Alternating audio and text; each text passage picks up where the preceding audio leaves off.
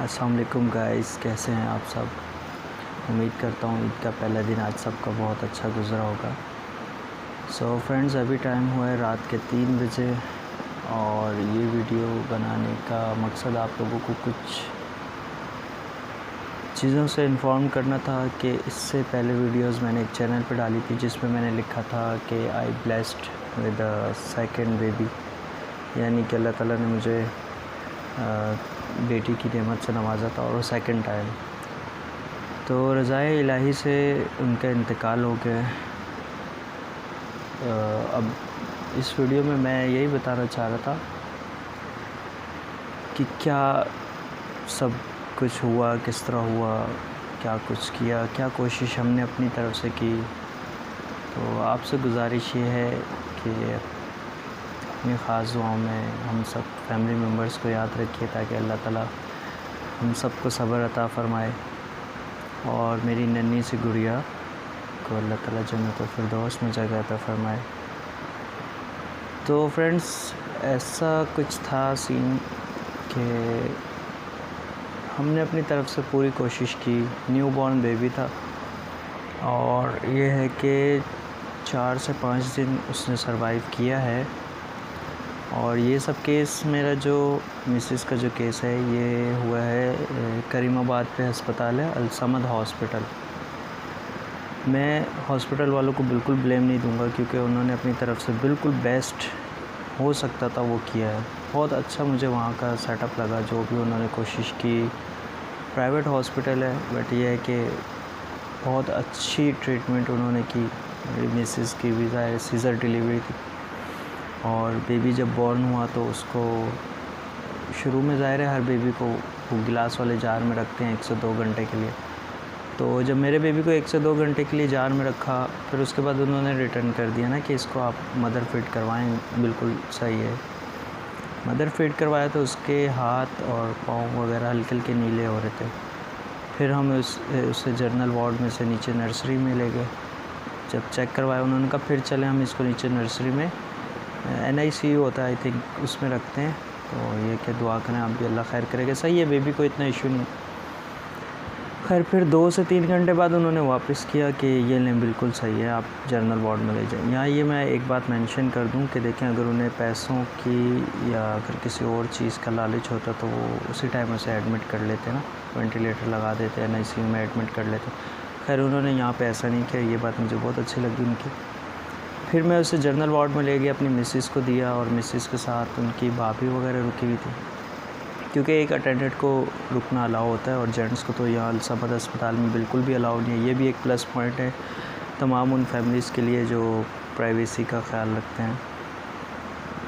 खैर फिर थोड़ी देर बाद फिर मुझे ऊपर भाभी ने बताया कि मतलब बेबी की हालत सही नहीं है, आप इसे नीचे चेक करवाएं।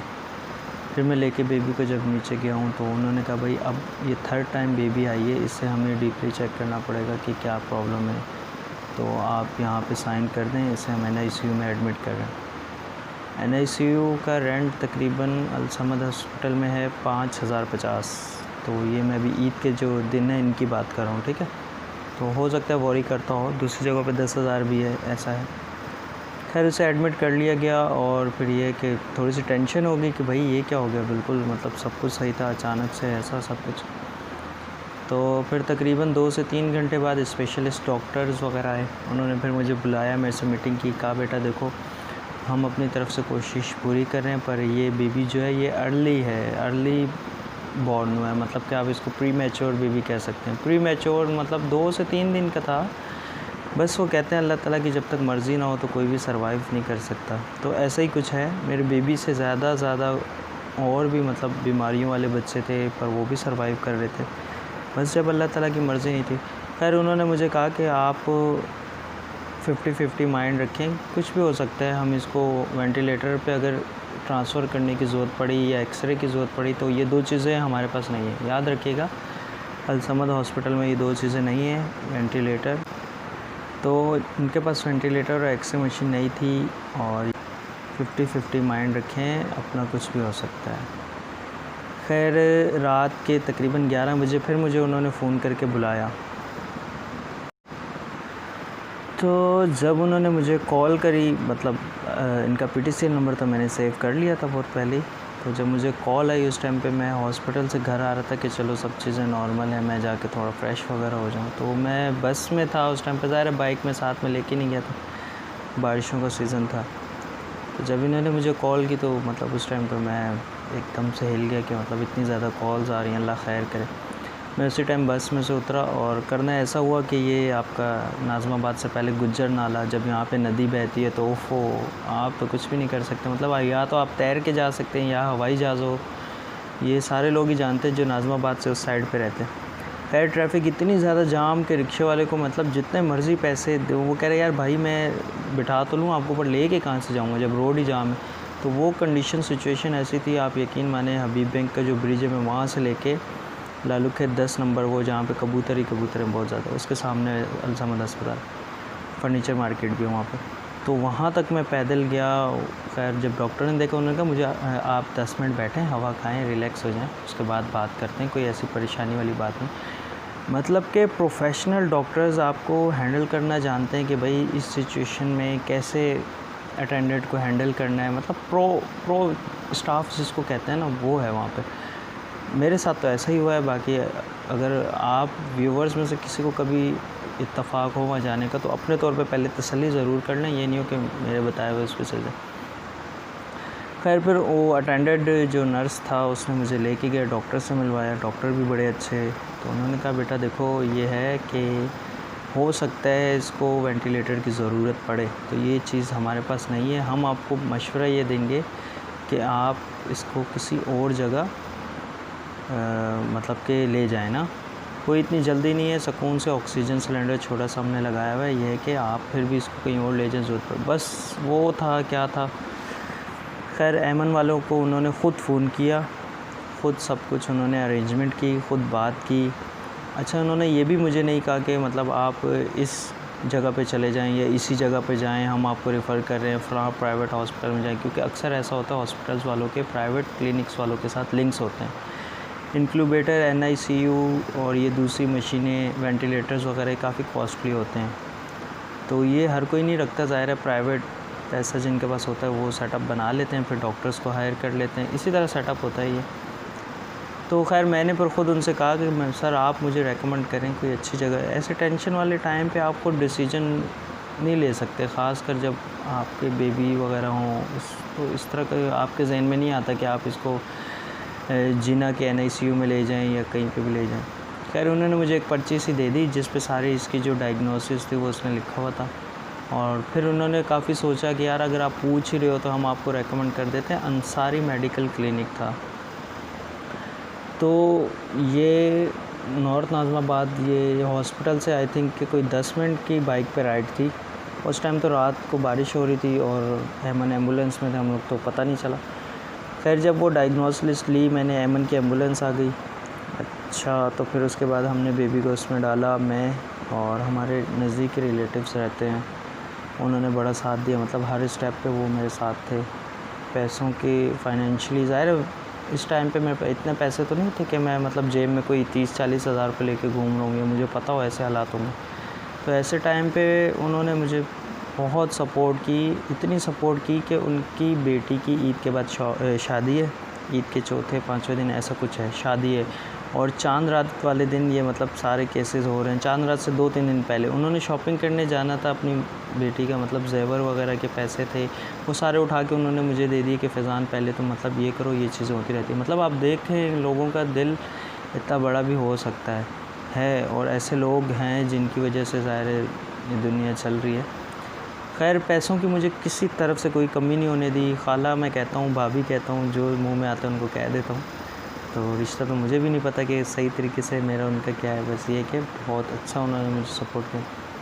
खैर जब एमन एम्बुलेंस में लेके बैठे तो कहते हैं कि जब आप अच्छे काम के लिए निकले तो सब कुछ अच्छा ही होता है। तो एमन वालों ने भी जब बेबी को देखा, ऑक्सीजन सिलेंडर लगा, उन्होंने जब वो लिस्ट बोले लिस्ट दिखाएं इसको क्या मतलब डायग्नोस किया ना डॉक्टर ने और कहाँ जाना है, तो मैंने कहा यार ये अंसारी मेडिकल है कोई, वहाँ पे चलना है ना। तो उन्होंने कहा कि डायग्नोस लिस्ट दिखाएं ज़रा क्या लिखा हुआ है ना। तो जब उनको मैंने लिस्ट दिखाई और ख़ुद भी पढ़ी, उस पे लिखा हुआ कि मतलब इसके हार्ट बीट ईको की भी ज़रूरत है ना, मतलब इसको ईको की ज़रूरत है। ईको का मतलब है सीधा सीधा दिल का मसला है। वो पढ़ के तो मैं हिल गया कि यार ये क्या हो गया। तो फिर ज़ाहिर है हम एम्बुलेंस में थे, अंसारी मेडिकल की तरफ जा रहे थे। तो फिर मैंने उस एम्बुलेंस वाले को कहा आप ऐसा करें, ईको के लिए आप कार्डियो लेके चलें। मैंने कहा यार फैज़ान भाई कार्डियो यहाँ से ज़ाहिर है आपको भी पता है कार्डियो कितना दूर है। नॉर्थ नाज़िमाबाद तालुके 10 नंबर से कार्डियो रात को तकरीबन 11 बजे का टाइम था और बारिश भी हल्की हल्की हो रही थी। ईद से 3-4 दिन पहले की बात है।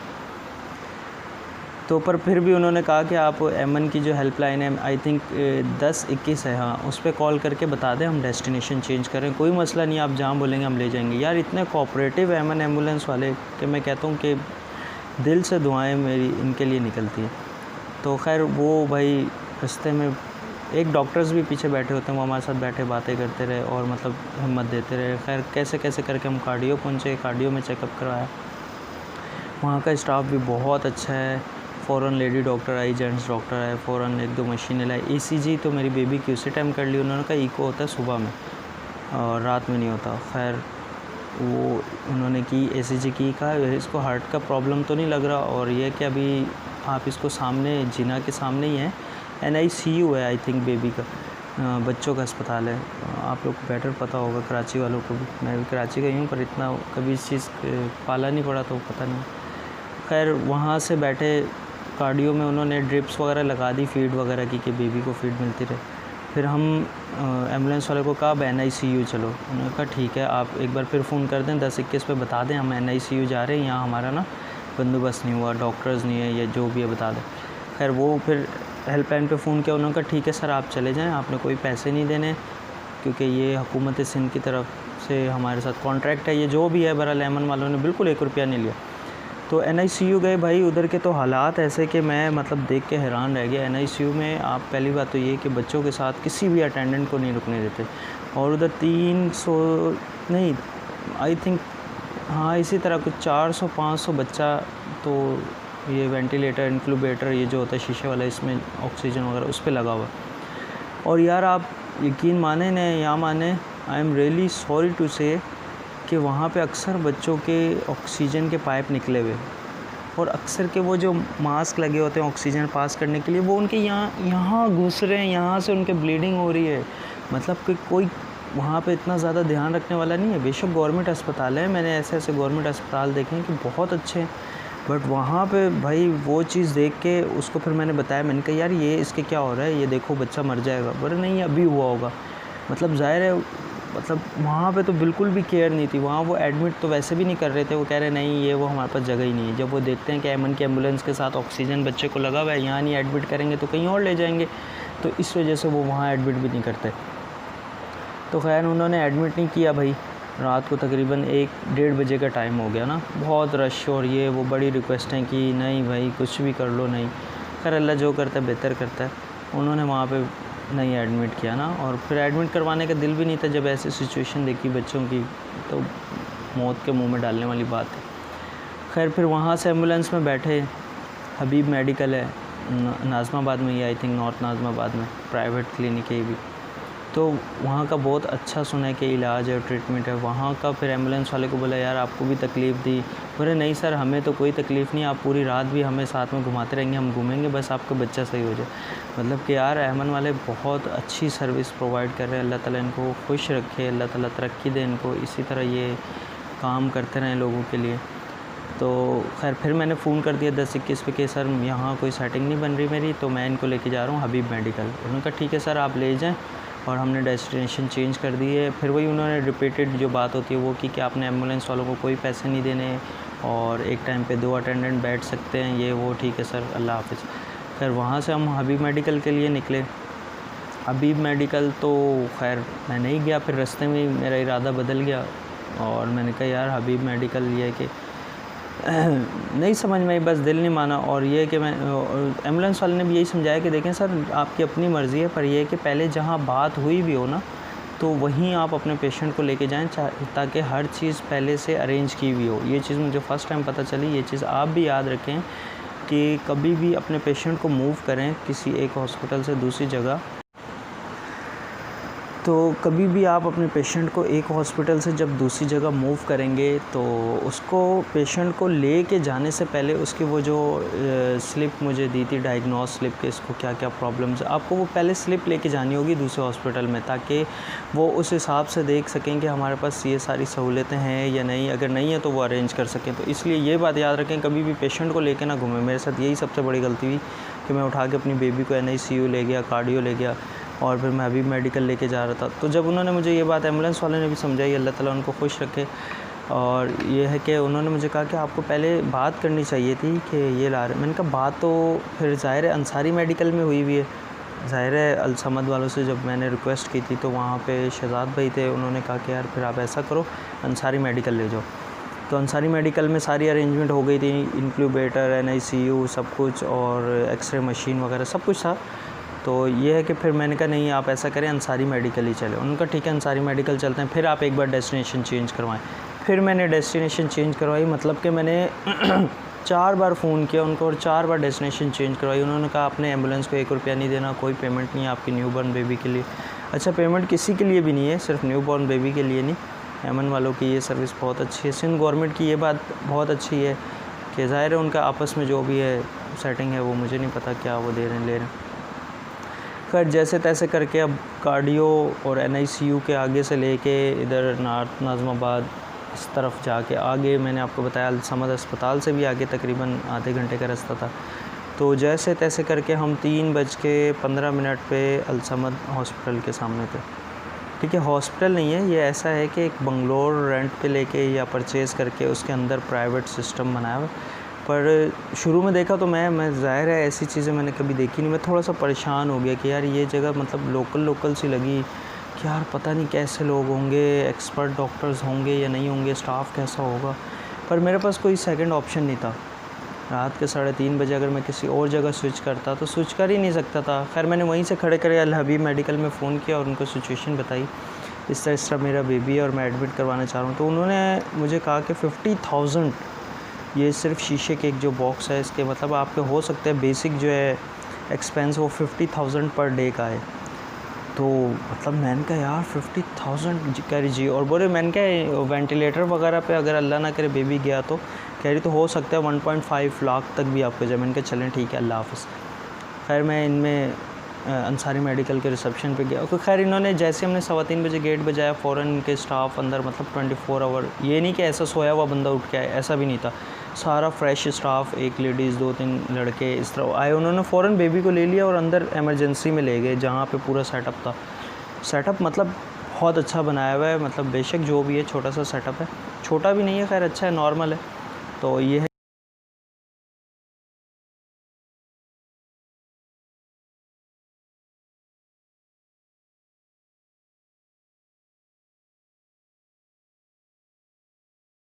है कि बनाया वो बहुत अच्छा है। सर्विस देखी मैंने, हर चीज़ मतलब प्रॉपर।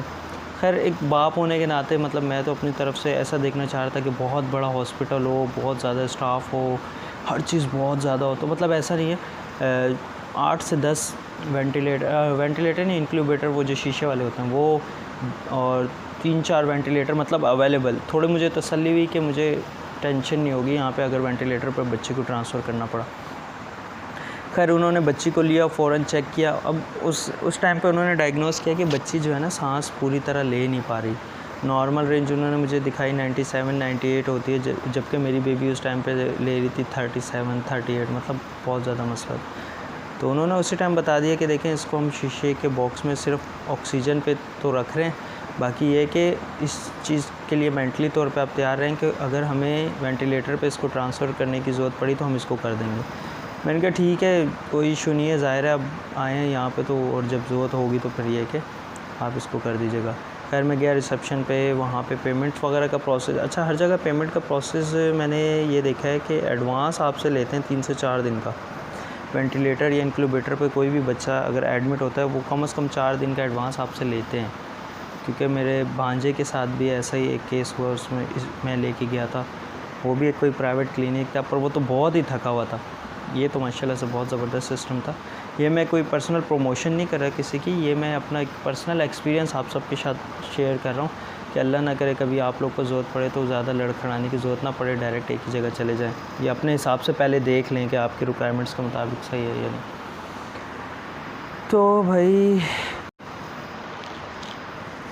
तो भाई फिर ऐसा है कि मैं रिसेप्शन पे आया, तो रिसेप्शन पे हमारे बैठे हुए थे मेहरान नाम के लड़के थे, बहुत नाइस, मतलब उनका अखलाक, उनके बात करने का तरीका। उन्होंने कहा यार भाई कुछ पैसे तो आप जमा करवा देना, मतलब इस तरीके से यार रिक्वेस्टिव, वरना हॉस्पिटल वाले कहाँ रिक्वेस्ट करते हो, तो आप कहते चल भाई इतने पैसे निकाल, आपको निकालने ही निकालने।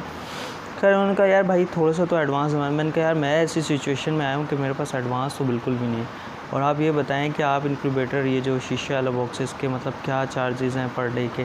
उनका देखें नॉर्मली तो ये कि 10,000 होते हैं, पर आप अलसमद हॉस्पिटल वगैरह के रेफरेंस हैं तो हम ये कि 7,000 कर देंगे। मैंने कहा यार सीरियसली मैं बताऊँ मैं 7,000 नहीं अफोर्ड कर सकता पर डे का, और मुझे नहीं पता मेरी बच्ची कितने दिन यहाँ पे रहेगी, तो आप ये कि मैं 5,000 आपको पर डे दे सकता हूँ। उन्होंने कहा चलें ठीक है अभी आप दे दें, बाकी ये कि सुबह में मैं अपने सीनियर्स से बात करूँगा, फिर देखेंगे कि 6,000 कर सकते हैं या 5,000, पर ये कि अभी आप 5,000 दें ताकि फ़ाइल बनाएं और फटाफट काम स्टार्ट हो। यकीन माने मैंने कोई पैसे एडवांस नहीं दिए, मैंने सिर्फ एक दिन के उनको पैसे दिए 5,000, और उन्होंने बिल्कुल मतलब ट्रीटमेंट स्टार्ट कर दी। अब पहला दिन था, उसमें ये बॉक्स में ऑक्सीजन के बॉक्स में पूरा दिन रही ना। अगले दिन मैं जाके इमरजेंसी में पता किया सुबह, ज़ाहिर है रात वहीं पे रुके थे। अच्छी जगह ये है कि अगर आप 2 से 3 बंदे हैं तो वहाँ पे रात को आसानी से सो सकते हैं, कोई मसला नहीं है। हाँ अगर थोड़े से ज़्यादा बंदे हो तो वहाँ पे ये कि रात को रुकने का थोड़ा सी आपको इशू हो सकता है। और ये जो मैं आपको इसका एड्रेस बता दूँ, ये अपना आयशा मंजिल से लेफ़्ट हैंड पे सीधा जाके जब ये रोड ख़त्म होता है तो वहाँ पे आती है ship owner Chowringhee. Ship owner से सीधा राइट हैंड पे आगे जाके कलंदरी चौक आता है ना, तो उस कलंदरी चौक से पहले और शिप ऑनर चुरंगी के बाद इधर लेफ़्ट हैंड पे पड़ता है। इसके सामने कोई CNG स्टेशन भी है, तो लेफ़्ट हैंड पे ये पड़ता है। पिक्स मैं अभी अटैच कर दूँगा इसकी ताकि किसी को ज़रूरत हो तो ईज़ी हो जाए। तो लेफ़्ट हैंड पे पड़ता है ये अंसारी मेडिकल है। इनके पास काफ़ी सारी सर्विसेज हैं, मतलब डिलीवरीज़ वगैरह भी चल रही हैं, हर चीज़ है, मतलब प्राइवेट है पर ऐसा नहीं है कि अनप्रोफेशनल हो, बाकायदा प्रोफेशनल स्टाफ है। डॉक्टर्स शाम को आते हैं वो भी प्रोफेशनल हैं, बात करने के तरीके से ही बंदा पता चल जाता है कि यार नहीं मैं सही जगह पर आया हूँ। तो भाई पहला दिन गुजर गया। अगले दिन दोपहर में गया, उन्होंने कहा सर मतलब कि कुछ ग्रोथ तो नहीं है, पर यह कि हम कोशिश पूरी तरह कर रहे हैं। खैर वो दूसरा दिन भी गुजर गया, मैं रात को वहीं पे सोया, टेबल पड़ा हुआ था वो सीधा किया, पंखा था, बस नींद कहाँ आती है यार ऐसे सिचुएशन में।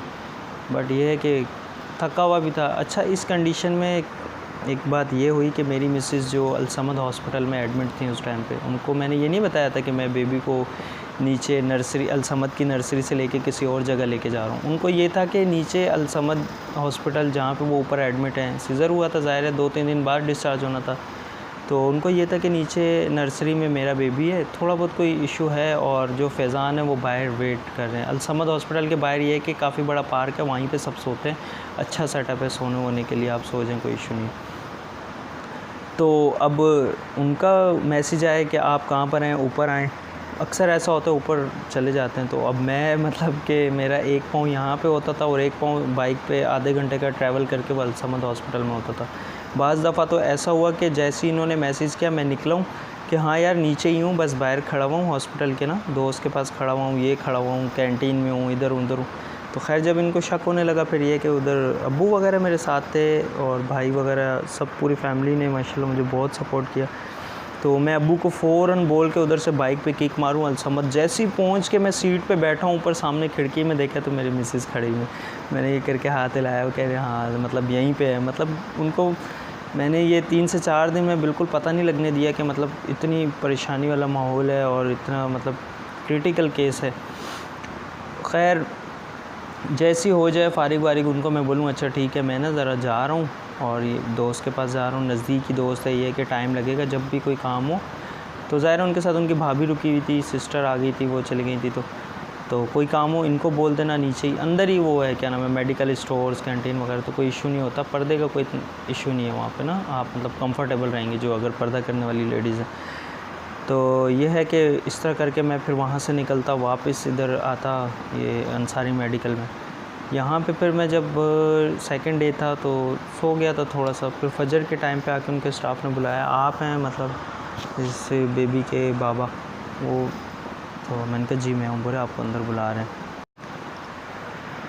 तो भाई वो जो टाइम था ना, वो मतलब कि हिला देने वाला टाइम था। एक तो आप सोए हुए हो, नींद में से आपको उठ के फ़ौरन समझ नहीं आती कि क्या हो गया, और दूसरा ये कि अंदर बुला लिया, इमरजेंसी में अंदर गया, मतलब बिल्कुल सुन, बोले सर आपकी बेबी की ग्रोथ बिल्कुल भी नहीं हो रही, हम पूरी कोशिश कर रहे हैं। और वो हाथ से भी पंपिंग कर रहे थे, मतलब कि वो सांस स्टेबल नहीं कर पा रही थी, ऑक्सीजन नहीं ले पा रही थी, फेफड़ों की प्रॉब्लम थी, सही तरह डेवलप नहीं हुए थे। न्यू बॉर्न बेबी था और ज़ाहिर है प्री मैच्योर था, 2-3 दिन का फ़र्क था, ज़्यादा नहीं था। पर बस जब अल्लाह ताला ना चाहे तो फिर आप अपनी तरफ से जितना मर्ज़ी ज़ोर लगा लें, कोशिश कर लें, कुछ नहीं कर सकते। खैर उन्होंने कहा सर यहाँ पे साइन करें, अगर ज़रूरत पड़ी तो हम इसको वेंटिलेटर पर ट्रांसफ़र करेंगे। देखिए यहाँ पे ये एक और अच्छी बात है कि वो आपसे परमिशन लेने के बाद ही काम कर रहे हैं, सेफ़ साइड होती है ज़ाहिर है, और ये कि वो अपनी सेफ़ साइड कर रहे थे तो बहुत अच्छी बात है। पर ये कि मेरी भी नॉलेज में, खैर मैंने साइन कर दिया, उन्होंने फटाफट उतारा, उसको वेंटिलेटर पे ट्रांसफ़र कर दिया। मैं बाहर आ गया, नींद तो गई भाड़ में भाई, नींद का आने वाली थी। तो बस फिर वो टाइम से ले के अगले 2 दिन तो यार समझ लें ऐसे गुज़रे हैं ना कि मतलब इससे ज़्यादा टेंशन शायद ज़िंदगी में मैंने कभी मतलब नहीं देखी, और ये फ़र्स्ट टाइम ऐसा केस था। खैर अब्बू अम्मी सब आ गए थे, ऐसा था कि मतलब काफ़ी हिम्मत दी, हौसला दिया। अब ये था कि, और ज़ाहिर है उन्होंने पहले बताया था कि वेंटिलेटर पे भाई 1% चांस होते हैं बेबी के बचने के, और 99% चांसेस नहीं होते। अब मेरी मिसेस को हल्का फुल्का तो शक होने लग गया कि कुछ तो ऐसा है कि मतलब जब मैं बोलती हूँ, जब मैं फ़ोन करती हूँ और आप नीचे नहीं होते, ऊपर खिड़कियाँ बनी हुई थी, वहाँ से नीचे नज़र आ जाता है कौन कौन बैठा हुआ, कौन कहाँ है। तो आप कभी बोलते हो फ्रेंड्स के पास हूँ, कभी बोलते हो कहीं पर हूँ, आप है क्या। अच्छा, अब उन्होंने इतने स्मार्ट तरीके से काम किया कि उन्होंने हर नर्स को बोलना शुरू कर दिया कि आप मुझे मेरे नीचे बेबी से मिलाने लेके जाओ, मैं आपको मिठाई के पैसे दूँगी। तो अब भाई क्या ये मिठाई के पैसे, तो मतलब आप समझते हैं पाकिस्तान में क्या होता है। तो अब वो भाई वो सारी नर्सें तैयार, और वो जब ऐसी बात हुई कि भाई आप कहाँ हैं, मैंने कहा मैं नीचे हूँ। कह रही अच्छा मैं आ रही हूँ। मैंने कहा आप कैसे आओगी। कह रही नहीं मैंने नर्स से बात कर ली है, वो मुझे किसी भी तरह ना व्हीलचेयर वगैरह पे लेके जाएंगी, मैंने अपने बेबी को देखना है। अच्छा, मैंने कहा यार ये नर्स ले के कैसे आएंगी। कहा मैंने उनको कहा मैं आपको मिठाई के पैसे दूंगी, और आप मैंने जब सुना मिठाई के पैसे, मैंने कहा फैज़ान ये तो कहाँ सीन ख़राब होने वाला है अभी, और फिर उधर उनको संभालने वाला भी कोई नहीं होगा जब पता चलेगा उनका बेबी तो उधर है ही नहीं। खैर फिर मैंने उनको आहिस्ता आहिस्ता गाइड करना शुरू किया। मैंने कहा यार देखो थोड़ा सा प्रॉब्लम थी यहाँ पे वेंटिलेटर और एक्सरे वगैरह की जो भी थी, खैर यार मैं शॉर्टकट में बताता हूँ। मैं इनको गाइड किया कि यार इस तरह यहाँ पे नहीं बोली, मुझे पता था आप मुझसे झूठ बोल रहे हैं, मुझे शक हो गया था ये वो। खैर वो भी परेशान होना हल्का फुल्का, माँ है यार ज़ाहिर है माँ तो परेशान होती है, तो वो भी परेशान होना शुरू हो गई। खैर फिर उनकी भाभी थी, उन्होंने हैंडल किया, और वो दिन भी मतलब उनकी छुट्टी से एक दिन पहले का दिन था, शाम का टाइम था, तो अगले दिन 10-11 बजे उनकी छुट्टी हो जानी थी। तो खैर मैंने बड़ी हिम्मत से, मतलब कि मेरे में हिम्मत उस टाइम समझ लें कि बिल्कुल ज़ीरो थी, पर मुझे हिम्मत करनी थी अपनी फैमिली के लिए, अपने पेरेंट्स के लिए। तो मतलब कुछ ऐसा था कि अगर कोई छोटी सी बात करता ना तो मुझे वो सिर्फ अगर उस टाइम मुझे कोई ये बोल देता ना यार परेशान नहीं होना, तो मेरी आंखों में आंसू आ जाते।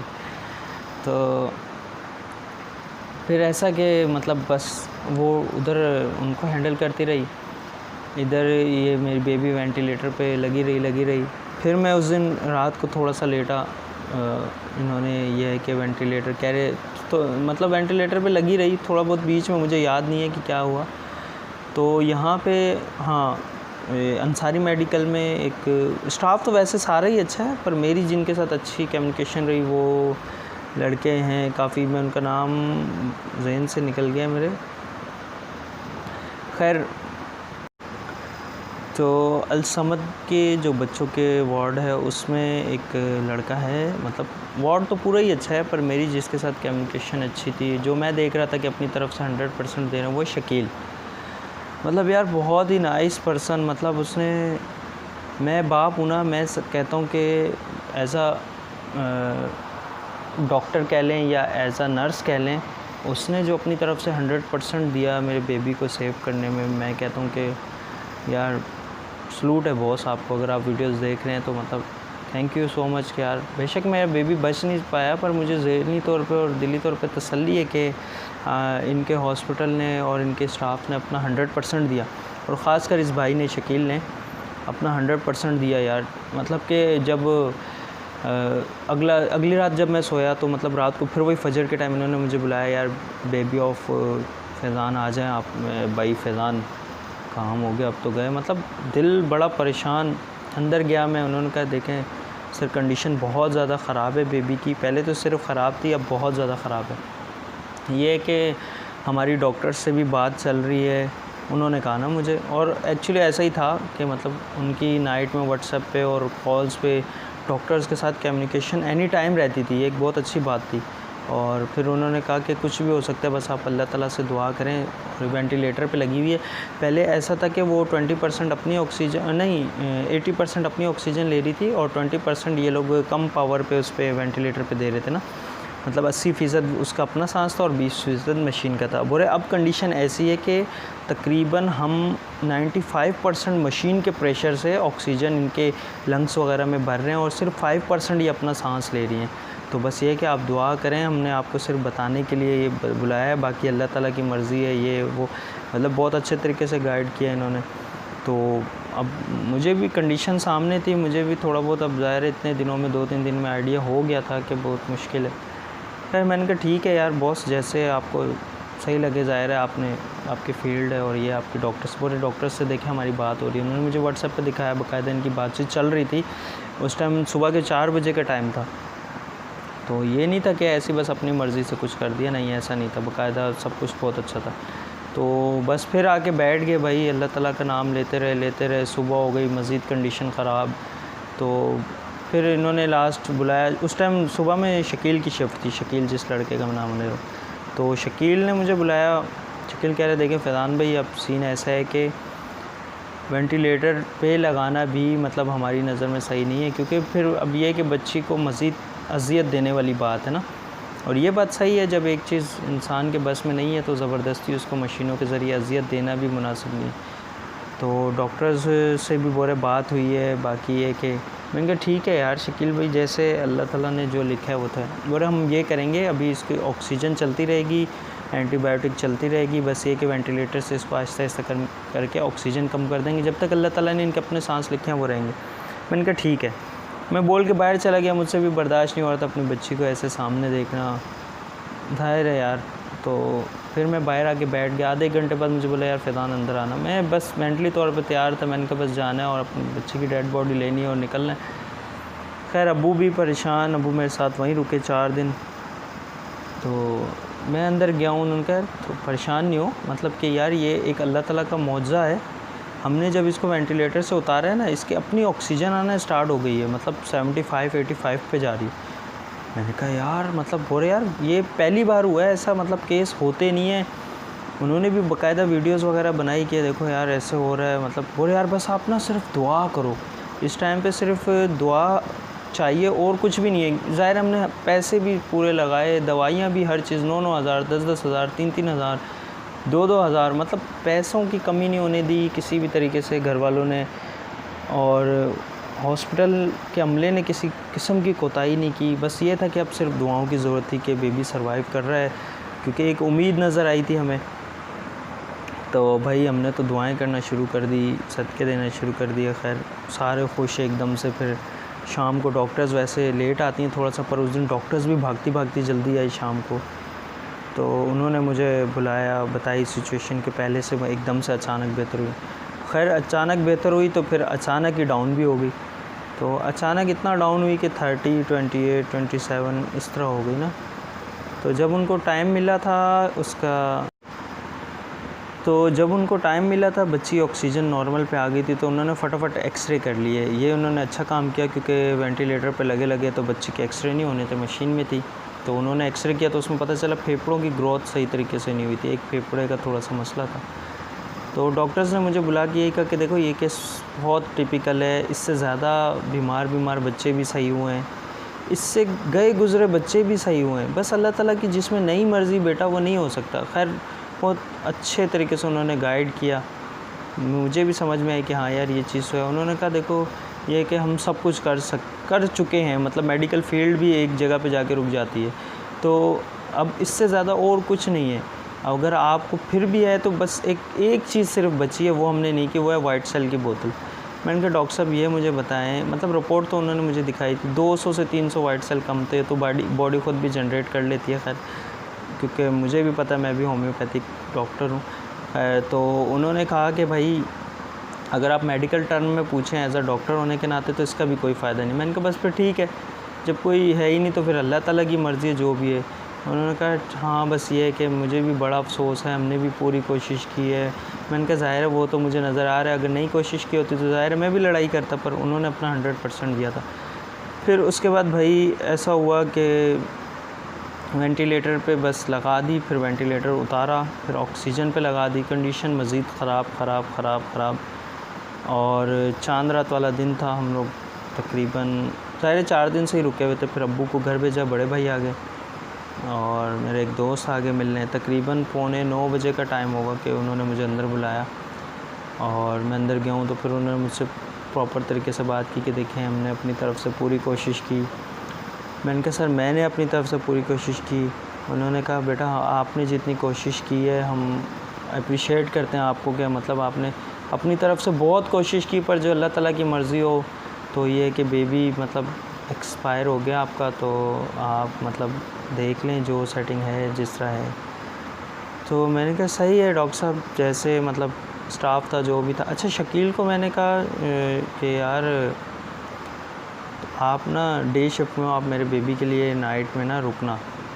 तो मतलब कि वो मेरे लिए रुका यार, मतलब कि ये बहुत बड़ी बात होती है।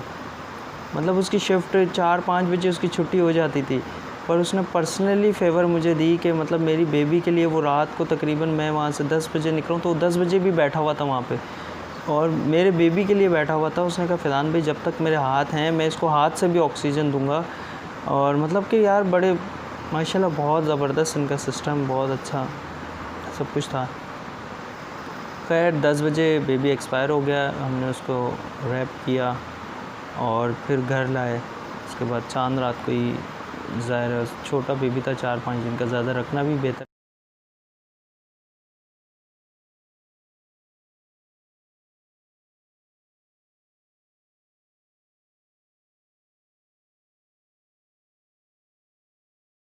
बेहतर नहीं था।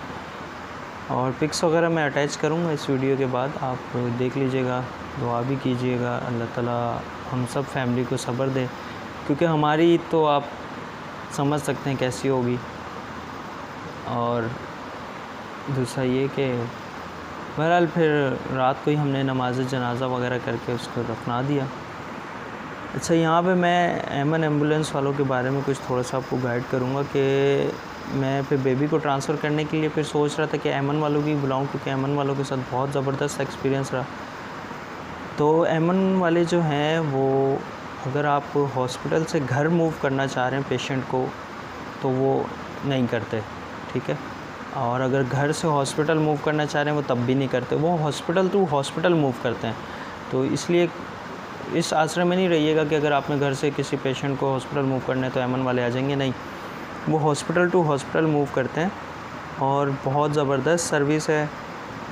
कोई पैसे नहीं लिए उन्होंने, मतलब कि अगर मैंने जितना उनको घुमाया है इतना अगर मैं किसी पर्सनल टैक्सी वाले को ये घुमाता ना तो कम से कम मुझसे 5 से 6 हज़ार रुपये लेता।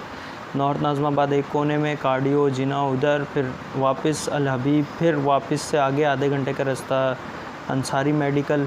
वहाँ भी 3:30 बजे जब उन्होंने मुझे फ़ारिग कर दिया, मतलब अंदर बेबी को वेंटिलेटर वगैरह पे लगा दिया, तो फिर भी उन्होंने मुझे कहा कि भाई हम आधा घंटा अभी बाहर ही खड़े रहेंगे, तो अगर अल्लाह ना करे आपको अभी भी कहीं बेबी को लेके जाना है तो आप हमें बता दें। मैं नहीं यार भाई आपको इतनी थैंक्स कि आप इतना ज़्यादा जगहों पे घुमाया, मतलब लेके गए हर जगह। फिर भी मेरे मना करने के बावजूद वो आधा घंटा बाहर खड़े रहे, वो 4 बजे तक वहीं खड़े रहे।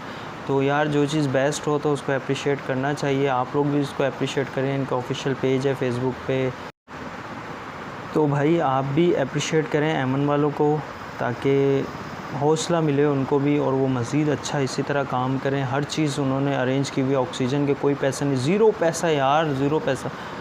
तो ये है कि अप्रिशिएट करें उनको और ताकि और अच्छा काम कर सकें। और अल समद हॉस्पिटल है, इनसे मुझे कोई शिकायत नहीं है। आप मतलब अगर गायनाकोलॉजिस्ट का कोई इशू है तो आप यहाँ पे लेडीज़ जा सकती हैं, क्योंकि ये पूरा याद रखिएगा सिर्फ गायनों का है, गायना लेडीज़ के जो प्रॉब्लम्स है सिर्फ उनका है, यहाँ पे और कोई ट्रीटमेंट नहीं होती।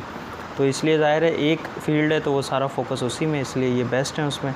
और जो मैंने इनके वेंटिलेटर के एक दिन के पैसे जमा करवाए थे और वो इन्होंने मुझे रिटर्न कर दिए। आई थिंक 5050 रुपीज़ मैंने जमा करवाए थे, तो रिटर्न में इन्होंने मुझे 4000 रुपीज़ रिटर्न कर दिए थे। तो ऐसा भी नहीं है कि ये पैसों के लालची हैं, बिल्कुल नहीं है। और ज़ाहिर सीज़र की जो स्टिचिंग होती है उसकी रिकवरी का पता चल जाता है। मेरा पहला जो बेबी का केस था सोफ़िया का, वो कुतियाना मेमन में था, तो मुझे पता था कि यार 3 से 4 दिन तो घर वाली चल ही नहीं सकेंगी। पर आप यकीन माने कि अगले दिन ही मेरी मिसेज़ चल रही थी, उधर फिर रही थी हल्का हल्का। रिकवरी बहुत अच्छी हुई है, क्योंकि जब एक्सपर्ट स्टिचिंग करें, एक्सपर्ट केस को हैंडल करें तो फिर बंदा बहुत जल्दी रिकवर होता है। तो मेरी मिसेज़ की रिकवरी भी बहुत जल्दी हुई है। इस हवाले से अगर कोई बहन, कोई सिस्टर्स, कोई भी मतलब अगर इस हवाले से देखना चाहे तो एक बार ज़हन में इस हॉस्पिटल का भी नाम रखिएगा। अल समद हॉस्पिटल है ये, नॉर्थ नाज़िमाबाद, लालू के 10 नंबर में गूगल मैप पे डाल के आप लोकेशन देख सकते हैं। तो ये चीज़ हो गई। और उसके बाद अगर अल्लाह ना करे आपको इंक्यूबेटर, नेबुलाइज़र और ये वो बाकी दूसरी मशीनों की इमरजेंसी में ज़रूरत पड़े तो आप अल समद हॉस्पिटल को ट्राई कर सकते हैं। ये आपके पास ऑप्शन है। ये है कि ज़्यादा कॉस्टली भी नहीं है। अगर हम इसको अल हबीब से कंपैरिजन करें तो ज़मीन आसमान का फ़र्क है। दूसरी जगहों पे 10,000 ये शीशे के बॉक्स के हैं, यहाँ पे आप 5000 में कर सकते हैं। और स्टाफ बड़ा एक्सपीरियंस है। वहाँ पे आप शकील से मिल सकते हैं, रेफरेंस दे सकते हैं वीडियो का, क्योंकि मैं इसका लिंक उनको भी भेजने वाला हूँ। देखिए अप्रिशिएट करना इसमें कोई देखिए किसी को अप्रिशिएट करना कोई बुरी बात नहीं है। अगर कोई आपकी नज़र में बेस्ट काम कर रहा है तो आप भी अपनी तरफ से उसको बेस्ट देने की कोशिश करें। तो फ्रेंड्स बस यही था इस वीडियो में। बाकी अल्लाह ताला का तो ये फरमान है कि जो बच्चे फ़ौत हो जाते हैं, ज़ाहिर है उनको हज़रत आदम अलैहिस्सलाम और अम्मा हव्वा उनका ख़्याल रखते हैं। और वो जब आखिरी टाइम होगा उस टाइम पे 12 साल के होके उठेंगे। तो ये है कि ये तो छोटे मासूम बच्चे होते हैं, ये तो होते ही जन्नती हैं। पर माँ बाप को भी अल्लाह ताला सब्र आहिस्ता आहिस्ता ही देते हैं। ये कि हमारी ईदें तो बस मतलब ऐसे ही गुज़री हैं। बाकी है कि अल्लाह ताला सबको मतलब खुशी के टाइम पे खुशियाँ दे। तो आई होप के फ्रेंड्स आप सब भी दुआ करेंगे, अपना बहुत सारा ख्याल रखिएगा।